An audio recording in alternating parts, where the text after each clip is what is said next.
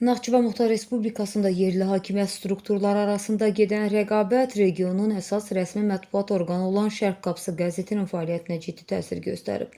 İnzibati güc nümayişi nəticəsində Dövlət qəzetinin çapı müvəqqəti olaraq dayandırılıb. Bir xəbər media xəbər verir ki, gündəlik Naxçıvanın Ali Məclisdəki etibarlı mənbələrinə istinadən verdiyi məlumata görə, Muxtar Respublikada daxili qarşıdurma prezidentin səlahiyyətli nümayəndəliyi ilə Ali Məclis arasında yaşanır. Son dövrlərdə dövlət başçısının fərmanı ilə səlahiyyətli nümayəndənin səlahiyyətlərinin genişləndirilməsi bu iki idarəetmə qolu arasında rəqabəti daha da alovlandırıb. İddia olunur ki, qarşıdurmanın əsas alətinə çevrilən Şərq Qapısı qəzetinin yeni rəhbərliyi səlahiyyətli nümayəndəliyin komandasına yaxın şəxsdir və qəzet son zamanlar əsasən bu qurumun fəaliyyətini işıqlandırır.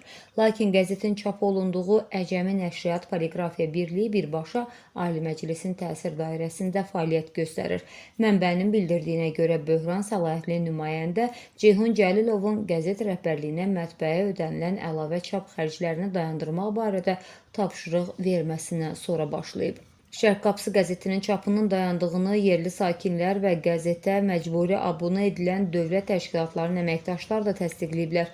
Mənbə qeyd edir ki, bu inzibati mübarizənin ən böyük zərərini gecə növbəsində çalışan sıravi mətbə işçiləri çəkir.